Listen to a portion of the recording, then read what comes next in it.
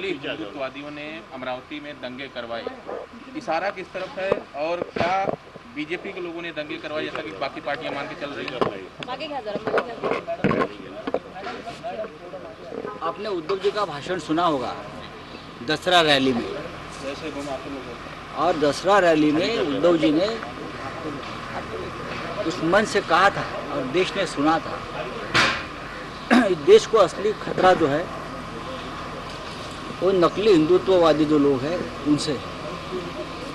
यही लोग देश में जब चुनाव आते हैं तो हिंदू मुसलमान इशू खड़ा करते हैं, यही लोग जब चुनाव आते हैं तो हिंदुस्तान पाकिस्तान के झगड़े निकाल लेते हैं, यही लोग। और यही लोग एक भी मौका नहीं छोड़ते चुनाव जीतने के लिए कि कहीं ना कहीं दंगे हो जाए, कहीं ना कहीं गड़बड़ हो जाए, माहौल खराब हो। ये कौन है ये सबको मालूम है।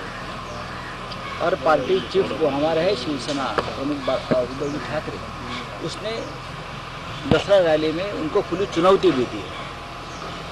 हाँ सर एक जानकारी और चाहेंगे कि कंगना रनावत ने एक और स्टेटमेंट किया है जिसमें उन्होंने कहा है कि महात्मा गांधी जो ये मानते थे कि अगर आपको एक गाल पे कोई थप्पड़ मारे दूसरा भी आगे कर दो, ऐसा आदमी स्वतंत्रता के कैसे लड़ सकता है। उन्होंने स्वतंत्रता भीख में मांगी थी और भगत सिंह को कभी भी जो है उन्होंने सपोर्ट नहीं किया। हमने देखा है कि चीन ने हमारे गाल पर थप्पड़ मारा है, अंदर घुस गए हैं और हम दूसरा गाल भी आगे कर रहे हैं। चीन लद्दाख में घुस गया है, चीन अरुणाचल प्रदेश में घुस गया है, चीन और भी जगह पर घुस रहा है। कश्मीर में पंडितों की हत्या हो रही है और बहुत कुछ इस देश में चल रहा है। और ये मैडम को मालूम होना चाहिए कि आज देश की हालत क्या है। महात्मा गांधी विश्व के नायक थे।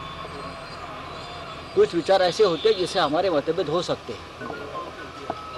बाला साहब ठाकरे जी ने भी बहुत बार गांधी जी के विचारों पर हमला किया है, फिर भी महात्मा गांधी ने इस देश के स्वतंत्रता संग्राम को एक दिशा दी। ये मानना पड़ेगा, वो इस संग्राम के नायक थे। अगर किसी को लगता है कि वो नहीं है, गांधी को नहीं मानते, लेकिन इस देश के प्रधानमंत्री, आज के प्रधानमंत्री मोदी जी भी गांधी जयंती पर राजघाट पर जाकर गांधी जी के स्मारक और समाधि के ऊपर फूलमाला चढ़ाते हैं। तो क्या इस मैडम को मालूम होना चाहिए पूरा देश और पूरा विश्व आज भी गांधी विचारों से प्रभावित है और रहेगा। सर एक आखिरी सवाल कि जिस तरह से सामना संपादकीय में कहा गया है उस पर बीजेपी ने आरोप लगाया है कि शिवसेना सत्ता के लिए सब हिंदुओं को दोषी ठहरा रही है दंगे के लिए। थोड़ी सी फ्रस्ट्रेशन है, निराशा है, और जब निराशा बढ़ जाती है, हद से बाहर जाती है, तो इस प्रकार के वक्तव्य किसी भी नेता के जुबान से फिसल जाते हैं। बाळासाहेबांचा स्मृतिदिन आहे, काय सांगा? हिंदू हृदय सम्राट शिवसेना प्रमुख बाळासाहेब ठाकरे यांचा स्मृतिदिन आहे। बाळासाहेब ठाकरे हे एक महान योद्धा होते मराठी माणसासाठी, देशातल्या तमाम हिंदूंसाठी ते एक लढवय्ये महानायक होते। आणि आजही त्यांचा आदर्श, त्यांची प्रेरणा आमच्या मनामध्ये, या मातीमध्ये कायम आहे। त्यांच्या स्मृती अखंड आमच्या मनामध्ये असतात, एक दिवसासाठी नसतात।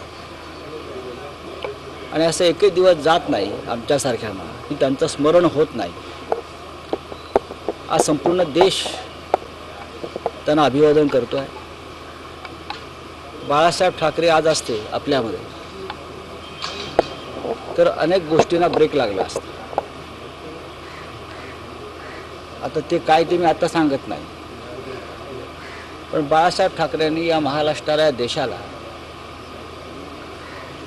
एक राष्ट्रभक्तीचं, हिंदू विचारांचं एक तेज प्राप्त करून दिलं। हिंदू मार नहीं खाएगा, हिंदू यापुढे मार खाणार नाही, हे बळ या देशाला देण्याचं काम बाळासाहेबांनी केलं आणि हिंदू पळपुटा नाही हे सुद्धा त्यांनी दाखवून दिलं.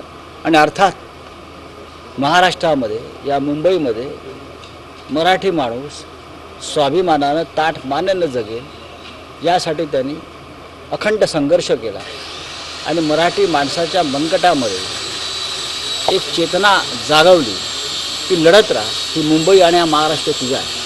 तर महाराष्ट्र स्वातंत्र्य जे मिळालं ते ब्रिटेनमध्ये मिळालं आणि गांधीजी आहेत त्यांच्यावर टीका कुठेतरी कंगना रनौतने पुन्हा एकदा केलेली आहे. बघा, वेडे लोक बरळत असतात. ते का बरळतात, ते कोणत्या नशेमध्ये असतात, त्यांना हे नशेचा पुरवठा कोण करतं या संदर्भात हे जे आपलं NCB आहे त्यांनी तपास करावा अशी माझी मागणी आहे. सर एक शेवटचा प्रश्न. महाराष्ट्रात कायद्याचं नाही तर म्हणजे भ्रष्टाचाराचं राज्य सुरू आहे असं देवेंद्र फडणवीसांनी म्हटलेलं आहे. तर नेमकं काय झालं आहे की काहीतरी द्या हे जे राज्य होतं या महाराष्ट्रामध्ये की 2 वर्षापूर्वी घालवाने कायद्याचं राज्य आलं. त्याच्यामुळे काहीतरी द्यावाल्यांची ही वेदना मी समजू शकतो. सर आणखी बीजेपी की कार्य समिति की बैठक हुई जिसमें देवेंद्र फडणवीस ने कहा है कि उद्धव ठाकरे को कोई सीएम नहीं मानता है, महाराष्ट्र सरकार में हर मंत्री जो है अपने आप को मुख्यमंत्री मान बैठे हैं. जी हाँ, इस राज्य का हर नागरिक मुख्यमंत्री है. जब से उद्धव ठाकरे मुख्यमंत्री बने हैं तो सबको लगता है 11 करोड़ जनता को कि मैं ही मुख्यमंत्री बना.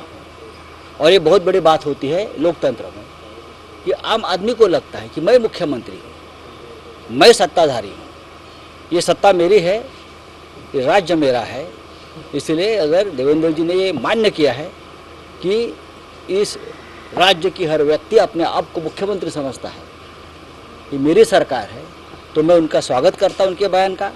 और मंत्री जी को भी लगता है किसी कि मैं भी इस कैबिनेट का एक महत्वपूर्ण घटक हूँ.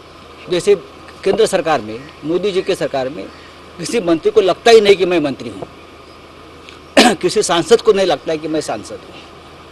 लेकिन महाराष्ट्र में संविधान के आधार पर, लोकतंत्र के आधार पर ये सरकार चल रही है. सर, एक फडणवीस काल म्हणाले की संजय राऊतांची अवस्था कोण होतास तू आणि काय झालास तू अशी झाली आहे. बरोबर आहे, बरोबर आहे. अलीकडे ते खूप जुनी गाणी ऐकतात, त्यांना भरपूर वेळ आहे.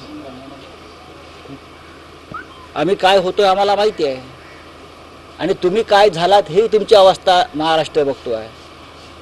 तुम्ही काय होतात, तुम्ही काय झालात आणि तुमची अवस्था काय आहे. आणि ही अवस्था अशीच राहिली तर तुमच्या सगळ्यांची अवस्था पुण्यामध्ये येरवड्याच्या वेड्यांच्या इस्पितळात दाखल करण्यासारखी होऊ शकेल, ती होऊ नये अशी मी ईश्वराकडे प्रार्थना करतो. सर फडणवीसांनी काल एक वक्तव्य केलेलं आहे मराठीमध्ये. बोललो ना, सर ते काही बोलत असले तरी ही त्यांची विफलता, वैफल्य आणि निराशा आहे. आणि निराशेचं अजीर्ण झालं की अशी वक्तव्य बाहेर पडतात. संपूर्ण देश हा गांधीजींच्या विचारांनी प्रभावित आहे असं म्हणतायत संजय राऊत. उद्धव ठाकरे यांच्याकडनं दसरा मेळाव्यातील भाषणात नमूद करण्यात आलेलं होतं निवडणूक जिंकण्यासाठी धर्माचा वापर करण्याची एकही संधी सोडली जात नाहीये आणि ते सोडत नाहीत असं राऊतांनी विरोधकांवरती टीका केली आहे.